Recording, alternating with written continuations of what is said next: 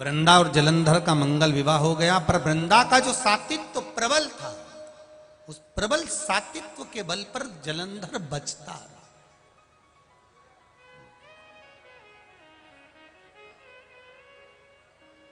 बचता रहा। आया समय,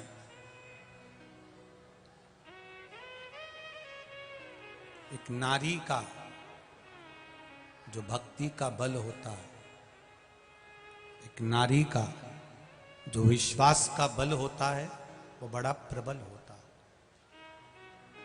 बड़ा प्रबल बल।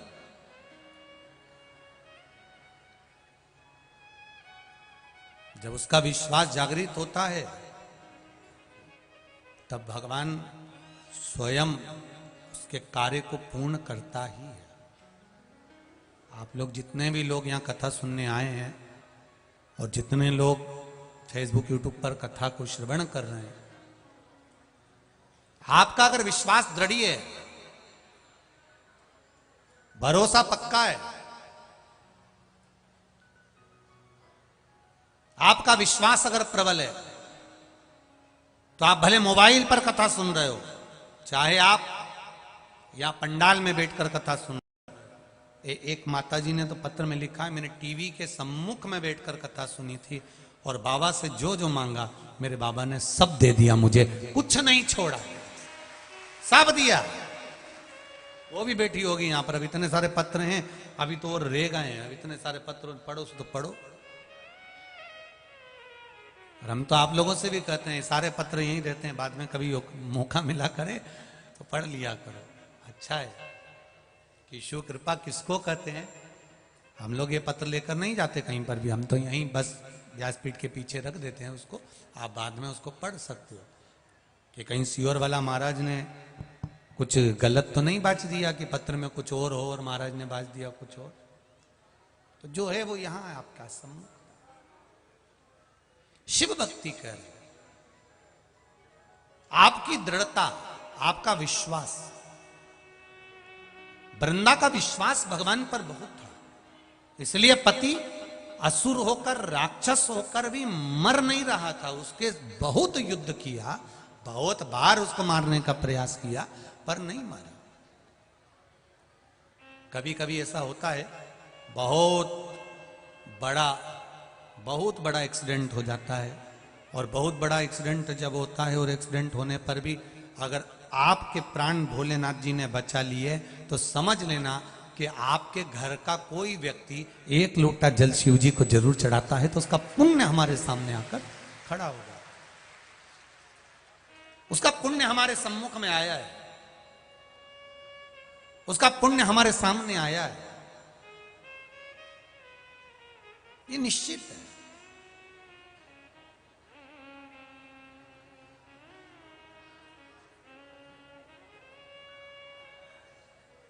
महाराज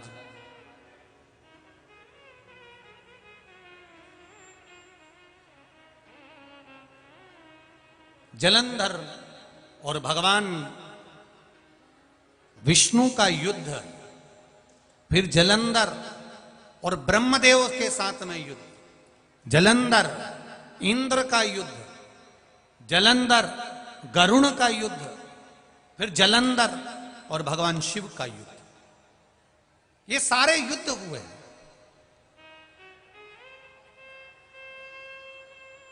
ऐसा कोई युद्ध वंचित नहीं रहा, सारे युद्ध हुए, पर आखिरी में जलंधर की विजय होती रही, जीतता रहा, वो जीतता रहा, क्योंकि वृंदा का सातित्व बड़ा प्रबल था। वृंदा का भजन, वृंदा का स्मरण, वृंदा का जो भगवान के प्रति भक्ति थी वो बड़ी प्रबल थी। उसने शादी भी एक ही शर्त पर करी थी कि मैं अपना भजन नहीं छोड़ूंगी, मैं अपना कीर्तन नहीं छोड़ूंगी, मैं अपना मंत्र जाप, अपना नाम जाप नहीं छोड़ूंगी, जपती रही। और हुआ, आखिरी में भगवान विष्णु शिव जी से कहते हैं, आखिर ये मरेगा कैसे। शंकर भगवान कहे, इसको मारना कोई साधारण बात नहीं है, इसकी जो धर्मपत्नी है वो भगवान की भजन करने वाली है, और घर में, परिवार में, कुटुंब में, पूरे कुल में अगर एक भजन करने वाला है तो समझ लेना वो पूरे कुल को तार देता है, पूरे परिवार को तार देता है। एक भजन करने वाला यदि है पूरे कुल में, एक अगर भगवान की भक्ति करने वाला है तो उसने पूरे कुल को तार दिया, पूरे कुल।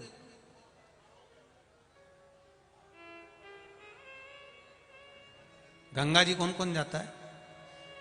जाते हो आप लोग? रखो रखो। गंगा जी जाओ तो एक इतनी बड़ी कील लेकर जाना, और इतनी बड़ी कील लेकर जाना और पानी में डालना कि ये तैर जाएगी क्या? अरे बोलो तो जम के, नहीं तैरेगी। अब उस कील को अगर तुम्हें तैराना है, उस कील को पार लगाना है, तो वो कील लोहे की है, जंग भी लगा हुआ है, बहुत नुकेली भी है, वजन भी है, पर पानी में डालते से ही वो नीचे डूब जाती है, वो पार नहीं होती। उस कील को पार करने का तरीका एक ही है कि इस कील को एक लकड़ी में ठोक दो, लकड़ी में ठोक दिया तो कील पार उतर जाएगी, ये निश्चित। ये शरीर भी एक कील की तरह है, इसको भव सागर में ऐसे ही पटकोगे तो ये डूब जाएगा। इस शरीर को भव सागर से पार निकालना है तो इस कील को शिव महापुराण में ठोक दो। इसको पार उतरने का एक तरीका, ये कील पार उतर सकता है, ये शरीर भव सागर से पार हो सकता है, निश्चित है। बस इसको भजन में, कीर्तन में, स्मरण में, मंत्र जाप में, भगवान की अविरल भक्ति में इसको लगाना पड़ेगा, इसको डुबाना पड़ेगा, तब जाकर ये पार उतरेगा। ये शरीर तब पार हो सकता है।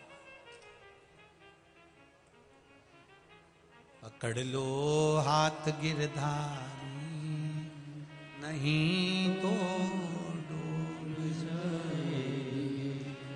पकड़ लो हाथ त्रिपुरारी, नहीं तो डूब जाए। हमारा कुछ न बिगड़ेगा, तुम्हारी शान जाएगी। शिव पुराण कहती है स्वयं हंसो मना नहीं है, स्वयं मुस्कुराओ मना नहीं है, स्वयं प्रसन्न रहो मना नहीं है, स्वयं हंसो मना नहीं है। पर शिव पुराण कहती है ऐसा कोई कर्म मत कर देना कि दुनिया तुम पर हंसे, इसलिए सत्कर्म की ओर बढ़ते रहो।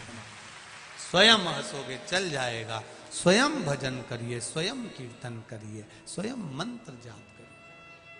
कैसे मरेगा ये जलंधर? कहा वृंदा का सातित्व डिगा दिया जाए।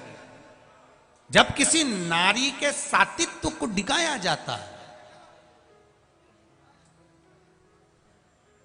जब किसी नारी के सातित्व को डिगा दिया जाता है, तब उसके पति को समाप्त करने में देरी नहीं लगती, मार दिया जा सकता।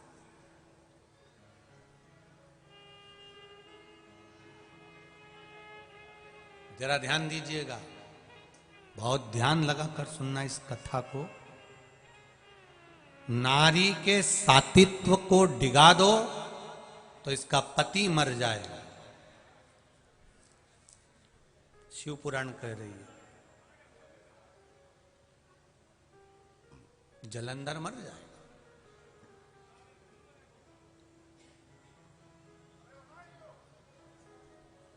यदि सनातन धर्म को लोग कहते हैं तोड़ना है, तो सबसे पहले सनातन धर्म को तोड़ने के लिए लोग सबसे पहला काम करते हैं कि इनको भगवान के मंदिर से दूर कर दो, देवताओं से दूर कर दो, सनातन धर्म धीरे धीरे टूटने लगेगा। इसको तोड़ा जा सकता है। आज दुनिया के लोगों को सबसे ज्यादा घबराहट हो रही है शिव महापुराण से, क्योंकि बच्चे, नवयुवक, बेटा बेटी, जुबान, सब ये इतने पत्रों में, एक पत्र देखिए, एक बहन ने लिखा है, फिरोजाबाद से आई है। कहीं बैठी हो, पत्र ढूंढूंगा जब तक समय लगेगा, अगर कहीं बैठी हो तो हाथ हिला देना। फिरोजाबाद से आई,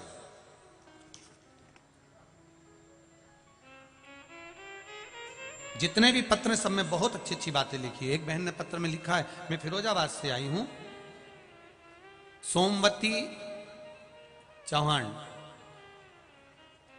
कहीं बैठी हो फिरोजाबाद से हैं तो हाथ हिला दीजिएगा जहां कहीं भी हो। डोलपुर फिरोजाबाद से आई हूं, मेरा मोबाइल नंबर ये है, कहीं बैठी हो तो हाथ हिलाइएगा। गुरुजी प्रणाम। बाबा का वर्णन क्या करूं मैं गुरुदेव। मेरे बेटे के लिए मैं एक सीहोर कुबेरेश्वर धाम गई थी, टीवी के सामने बैठकर कथा सुन रही थी।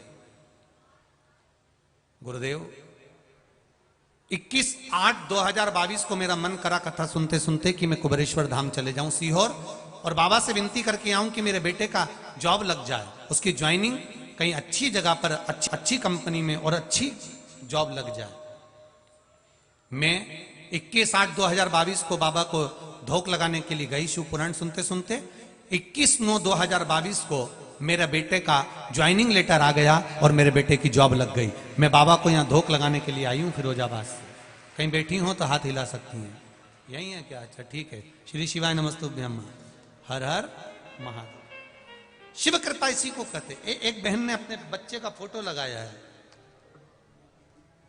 7 साल के बाद डॉक्टर ने मना कर दिया था कि तुम्हारे यहां संतान नहीं होगी।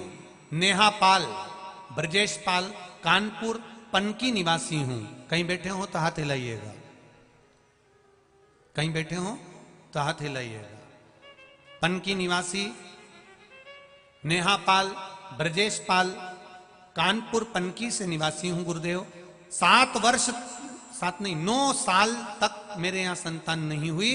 डॉक्टर ने मना कर दिया था कि तुम्हारे यहां संतान का योग नहीं है, पर शिव महापुराण की कथा बाबा की कृपा से सुनी, पशुपति व्रत धारण किया, आंकड़े का सफेद आंकड़े वाला प्रयोग किया और बाबा की कृपा से मेरे घर में बेटी का जन्म हुआ। उसका फोटो भी मैं भेज रहा हूं।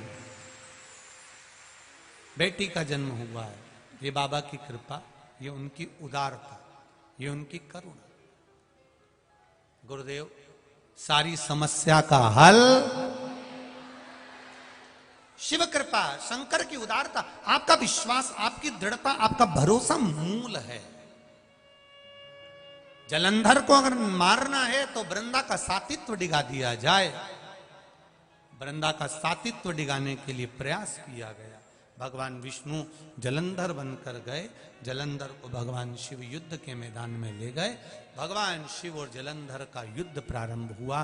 वृंदा भगवान विष्णु के साथ में रहने लगी। उनको नहीं मालूम कि ये नारायण है, वो जलंधर समझी, उनके साथ रही। सातित्व भंग हुआ। जलंधर का प्राण भगवान शिव ने हर लिए। शीश कटा, वृंदा की गोद में चले गया। वृंदा ने देखा ये तो मेरे पति का शीश है। अगर मेरे पति का शीश मेरी गोदी में है तो जो अंदर बैठा हुआ है कक्ष में वो कौन है? वृंदा को क्रोध आ गया। भगवान विष्णु के पास में पहुंची, हाथ में जल लेकर बोली, तुम सामने प्रकट हो जाओ कि तुम हो कौन। इतने में तो भगवान सम्मुख में प्रकट हो गए। वृंदा की आंख में आंसू भर गया। नारायण, मैं तुम्हारा आराधना करती थी, तुम्हारी पूजन करती थी। आज मेरा पति मारा गया है क्योंकि मेरा सातित्व भंग हुआ है। नारायण, तुमने पत्थर का हृदय बना लिया। मैं श्राप देती हूं कि नारायण तुम पत्थर बनोगे। भगवान शालिग्राम के रूप में पूजित हो गए। तुम पत्थर बनोगे। वृंदा रोती है, बिलखती है, नैनों से जल बहाती है और हाथ में जल लेकर स्वयं अपने शरीर को भस्म कर देती है। भगवान शंकर ने कहा, नारायण, ये वृंदा ने अपने शरीर को त्यागा है, इसको कोई वर दे दीजिए। आपके साथ में रही है तो आपकी शरणागति में रख लीजिए। भगवान विष्णु ने कहा, प्रभु, ये वृंदा तुलसी का क्यारा बनेगी और मेरे साथ शालिग्राम के साथ में हमेशा रहेगी। तुलसी का क्यारा बन, तुलसी बन। हम आपसे भी कहना चाहेंगे, अपना जीवन छोटा सा है, अपन है कि नहीं है किसको मालूम है, पर जिंदगी में एक बेलपत्री का वृक्ष अवश्य लगाओ। एक वृक्ष अपनी जिंदगी में वृक्षारोपण बहुत जरूरी है। एक वृक्ष बेलपत्री का इसलिए लगाओ, हम अगर मरकर चले भी गए, हमारे बच्चे शंकर के मंदिर जाए कि ना जाए, अगर एक वृक्ष लगा होगा, उस वृक्ष की बेलपत्र कोई तोड़कर शिव जी पे आनंदेश्वर पर चढ़ा भी देगा तो रोज मेरी तरफ से तो चढ़ती रहेगी, रोज मेरी अपनी ओर से तो एक बेलपत्र चढ़ेगी। इसीलिए एक बेलपत्री का वृक्ष का रोपण, उसको लगाओ, उसको पोषित करो, उसको बड़ा करो, उसको काबिल करो, जिससे वो बड़ा हो जाए, उसकी बेलपत्र शंकर भगवान पर चढ़ती रहे। ये भाव रखते हुए बड़े आनंद के साथ में कुंदकेश्वर महादेव का दर्शन करते हैं। भाव भक्ति के साथ भगवान शिव पधार रहे हैं, आनंद के साथ